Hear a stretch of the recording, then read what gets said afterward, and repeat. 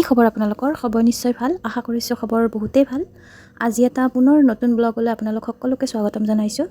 এয়া ৰাতিপুৱাৰ ভাগতে ভিডিঅ'টো বনাইছিলোঁ মই। এয়া কলপিঠা আৰু চাহৰ লগত খোৱা ৰাতিপুৱাৰ নাস্তাটো ভিডিঅ'টো বনাই দিলোঁ তেনেকৈ। আজি এটা ৰেচিপিও লৈ আহিছোঁ লগতে। যদি ভাল লাগে প্লিজ লাইক কমেণ্ট কৰি দিব আৰু ফেচবুকত চোৱাসকলে শ্বেয়াৰ কৰিব, ফ'ল' কৰিব আৰু ইউটিউবত চোৱাসকলেও ছাবস্ক্ৰাইব কৰিব। মোৰ ভিডিঅ'বিলাক চাই ভাল লাগেনে নাই কমেণ্ট কৰি জনাব আৰু শ্বেয়াৰো কৰিব। এয়া কলপিঠাখিনি ভালকৈ উলিয়াই ল'লোঁ। বইল কৰা কলপাত মেৰুৱাই কেনে পানীত বইল কৰা পিঠা। চাহ খোৱা হৈ গ'ল, বাবুক স্কুলত পঠিয়াই দিলোঁ। এতিয়া দুপৰীয়াৰ সাজলৈকে আহিলোঁ। অকণমান পদিনা আছিলে, মান ধনিয়াৰ পাত, ভাবিলোঁ এইখিনি অকণমান চাটনি বনাই দিওঁ। কেঁচা জলকীয়া, আদা, নহৰু, দালি সেনেকৈ চাটনি এখন বনালোঁ আৰু মাছখিনি ভাজিলোঁ। মাছখিনি এনেই ভাজিলোঁ, দালি অকণমান বনালোঁ। দালিখিনি খোলাকৈ বনালোঁ, কুকাৰত দিয়া নাই। তিতা কেৰেলা ভাজিলোঁ। এতিয়া আহিছোঁ মোৰ আজিৰ ৰেচিপিটোলৈ। মই ভাপত দিয়া মাছ বনাব ওলাইছোঁ সৰিয়হৰ লগত। এয়া ধনিয়া পাত, কেঁচা জলকীয়া, কেঁচা নহৰু, আদা আৰু বেহাৰ, সৰিয়হ যিটো কওঁ আমি, সেইখিনি ল'লোঁ। মাছখিনিত আদা নহৰু ভালকৈ সানি ল'লোঁ। আদা নহৰু নহয়, হালধি আৰু নিমখ সানি ল'লোঁ। সানি নল'লেও কথা নাই, ল'লে ভাল লাগে আৰু কালাৰটো পিছত দিলেও হয়। মই আগতীয়াকৈ সানি থৈ দিলোঁ, তাৰমানে অকণমান টাইম নিমখ আৰু হালধি তেনেকৈ সানি পেলাই থৈ দিলোঁ। তাৰপিছত এইখিনি মই মিক্সিত মিহিকৈ পেষ্ট বনাই ল'ম। যদি মোৰ ভিডিঅ'বিলাক চাই ভাল পায় তেনেহ'লে প্লিজ লাইক কমেণ্ট কৰি দিবা। আকৌ এবাৰ কৈছোঁ, আজিৰ এই ভাপত দিয়া মাছৰ ৰেচিপিটো কেনেকুৱা লাগিল সেইটোও জনাব। মই যিখিনি পাৰিছোঁ সেইখিনি কৰিছোঁ আজিৰ দিনটো ব্লগটো।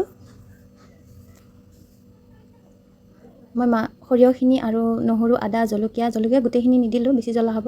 সেইখিনি মই মিহিকৈ এটা পেষ্ট বনাই ল'লোঁ। তাৰপিছত এয়া টিফিন বাতি লৈছোঁ ষ্টীলৰ, ঢাকনি থকা বাতি ল'লেই হ'ল। মই কেইপিচমান মাছ তেনেকৈ আদা, নিমখ আৰু হালধি যে সানি থৈছিলোঁ সেইখিনি মাছ মই ভিতৰত দি দিলোঁ সেনেকৈ। তাৰপিছত পেষ্টখিনি দিম, সৰিয়হ আৰু আদা নহৰু পেষ্টখিনি 2-3 চামুচমান দিলোঁ তেনেকৈ।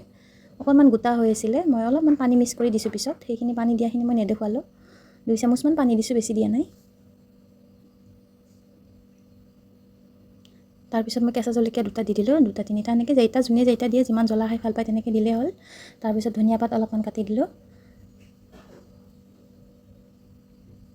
মাছখিনি খুবেই ভাল লাগিছিল খাই পেলাই। আপোনালোকেও এদিন বনাই খাই চাব আৰু যদি খাইছেতো মানে ভালেই আৰু যদি খোৱা নাই এনেকৈ বনাই খাই চাব। তাৰপিছত মই কেঁচা মিঠাতেল বেছিকৈ দিছোঁ অকণমান। মিঠাতেল বেছি, ভাপত দিয়া মাছেই হওক বা যিকোনো বস্তুৱেই হওক, মিঠাতেলটো অকণমান বেছি দিব লাগে, তেতিয়া ভাল লাগে খাই পেলাই।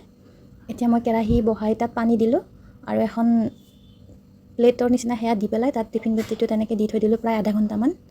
তাৰপিছত মই মাছখিনি চাইছোঁ হৈছে নে হোৱা নাই। হোৱাৰ পিছত আনি কেনে ধনিয়া পাত কুটি দিলোঁ তাৰ ওপৰত, কেঁচা ধনিয়া পাত দি পেলাই মাছখিনি এনেকৈ চালোঁ মই, হৈছে ধুনীয়াকৈ। অকণমান টেষ্ট কৰি চালোঁ ভাল হৈছে নে হোৱা নাই। খাবলৈ খুব টেষ্টিয়ে হৈছিলে। এদিন বনাই চাব আৰু কমেণ্ট কৰি দেখাব। আৰু আজি থালখনো মই সজাই পেলাই দেখুৱালোঁ এনেকৈ। থালখন কেনেকুৱা হৈছে সেইটো কমেণ্ট কৰি জনাবচোন। বেঙেনা ভাজি লৈছোঁ কাষত, দালি লৈছোঁ আৰু সৰিয়হ মাছৰ ভাপত দিয়া মাছ, সৰিয়হৰ লগত ভাপত দিয়া মাছ লৈছোঁ 1 পিচ।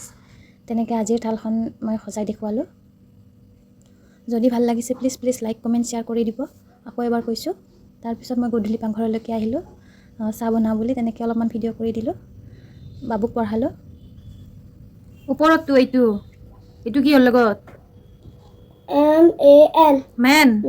মেনটো তাত ক'ত আছে? মিলোৱা এনেকৈ কাৰ চিনেৰে ভালকৈ মিলোৱা। ৱৰ্ডটোৰ পৰা মিলোৱা। ইয়াতে কেনেকৈ মিলালোঁ আমি? মিলাইছা মেনৰ পৰা ৱৰ্ডৰ পৰা পিকচাৰলৈকে মিলোৱা। তাৰে তলত কি আছে চোৱা আৰু মেপ কোনখন? ইণ্ডিয়াৰ মেপ সেইখন মেপ মিলোৱা। বেগ কোনটো? মিলাই দিয়া এনেকৈ। মিলাই দিছোঁ।